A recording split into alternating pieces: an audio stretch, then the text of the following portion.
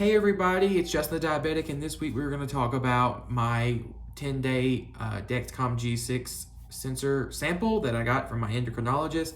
I did wear the G6 for the full 10 days, and I did also wear my Medtronic Guardian 3 sensor. Sorry, you guys, it's been a long week. So stay tuned, and we'll discuss the pros and cons of what I think about each product.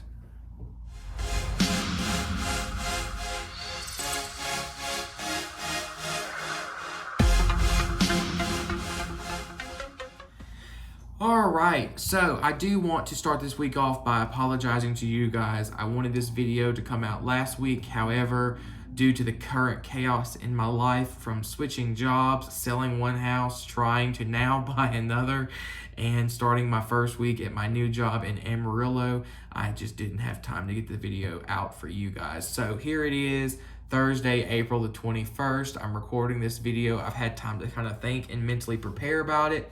Or prepare it for you guys. We are going to break the Dexcom review up over multiple videos.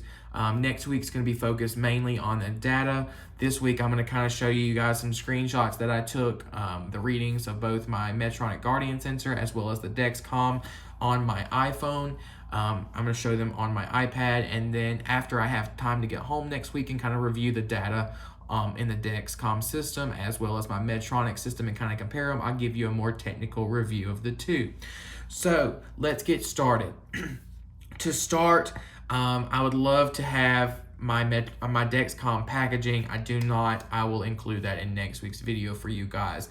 But the Dexcom G6 Sample Kit that I got came with one Dexcom transmitter and one Dexcom sensor.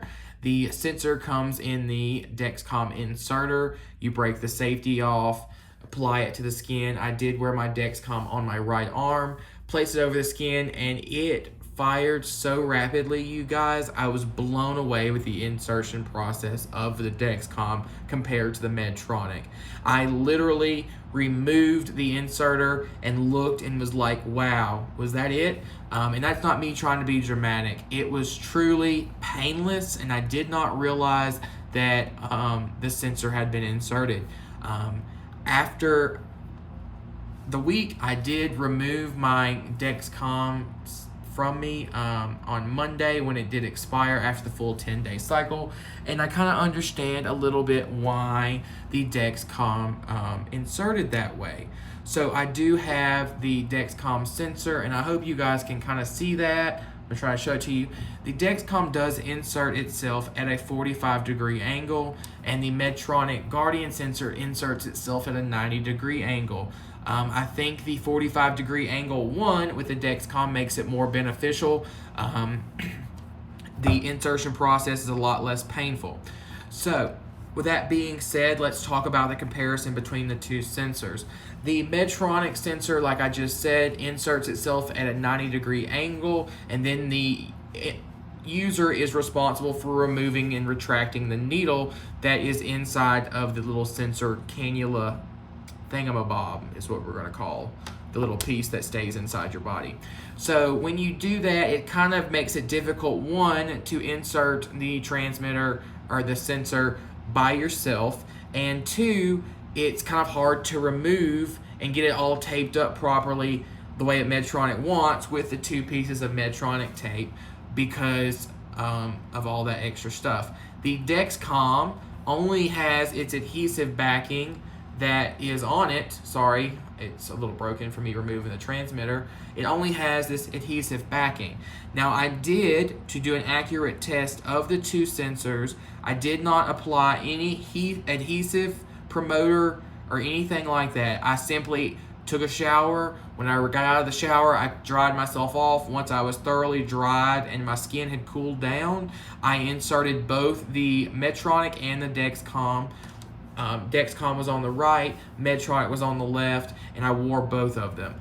I have seen people talk about the Dexcom getting issues, compression lows is what it's called. All right, sorry about that. I got a phone call from a family member. Anyway, so I kept seeing reports of people having compression lows because of their Dexcom, meaning that when they sleep on the side or they compress the Dexcom, it has low false lows. I put the Dexcom purposefully on my right-hand side because that's the side that I sleep on.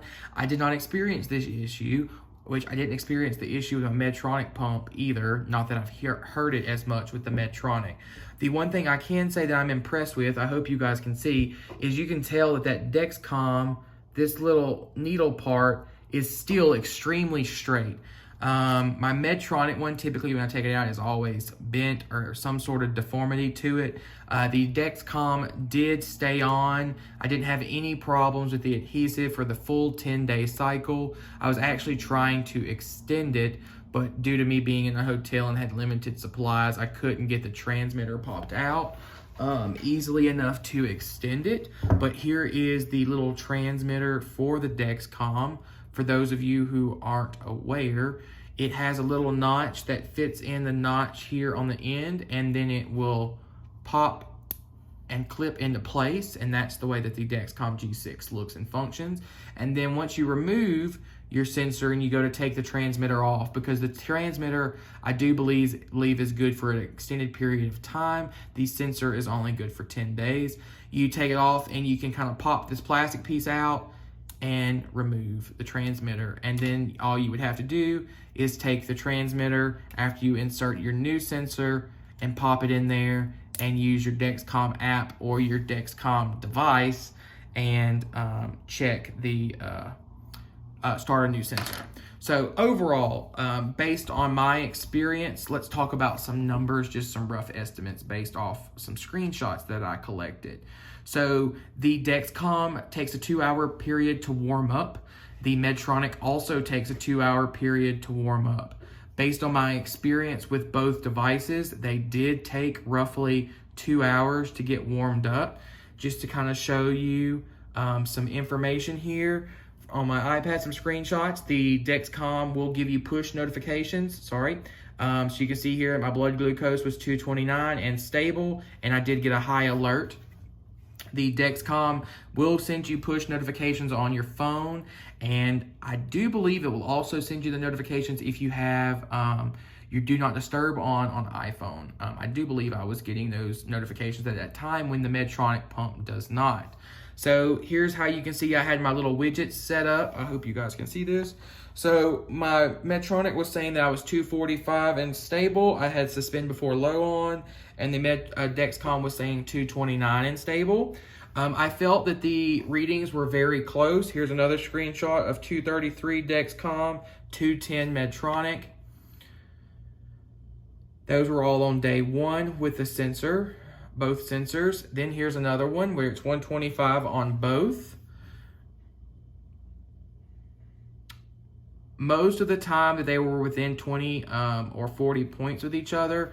I did have a couple days where they got a little bit further. So you can see here the Medtronic is saying 199, the Dexcom saying 247.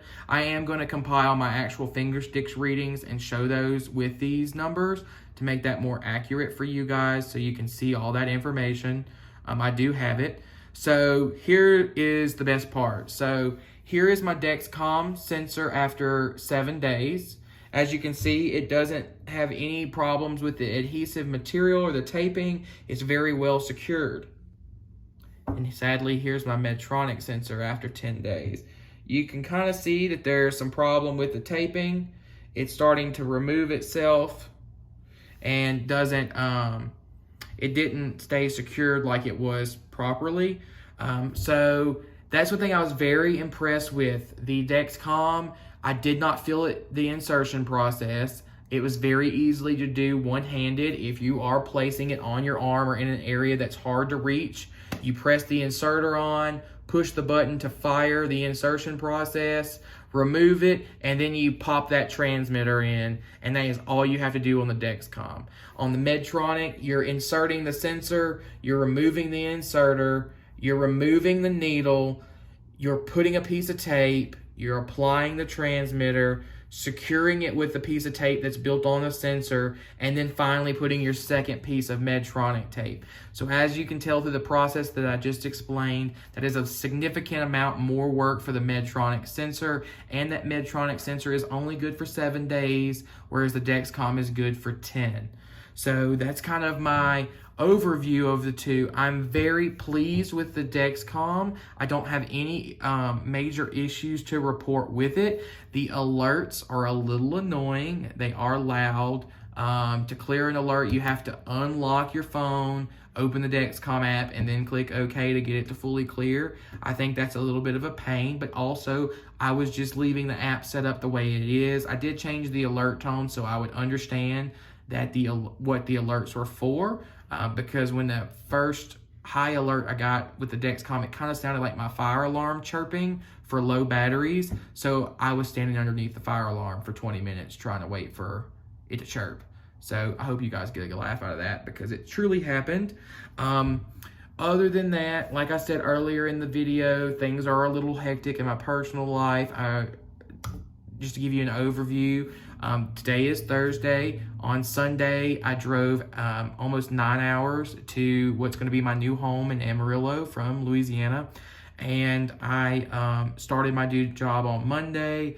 I was dealing with starting the new job, going through all that new job stuff that you have to deal with, the stress and the worries of that. And then on Tuesday, I was dealing with my current realtor who's listing my house in Louisiana for sale, getting that done, making sure that the photographer didn't have any issues taking photos on Tuesday while I'm away, and then going through all the paperwork to list and sell the house, which was posted this morning on Thursday. Then also I was dealing with getting pre-qualified to buy another house here in Amarillo and dealing with all of the fun home buying process that entails, including some showings and then putting in an offer on a house all on Thursday today. So it's been a little crazy. I do apologize. I am going to dive into this Dexcom and Medtronic data to try to make a more professional, let you guys see all of the data as well as my finger stick readings for you guys. I'm going to try to bring that to you next week. If you have any questions regarding the Dexcom or the Medtronic sensor during this comparison period, drop a comment down below and I'll try my best to answer that for you in next week's video. Again, I hope you guys enjoyed this. If you did, hit that thumbs up, drop a comment down below to show your support, and do not forget to hit that subscribe button. It definitely helps the channel grow in the YouTube algorithm world, however that works. Until next week, I hope you guys have a wonderful weekend and enjoy your next week, and I'll see you guys next week. Have a good one. Bye-bye.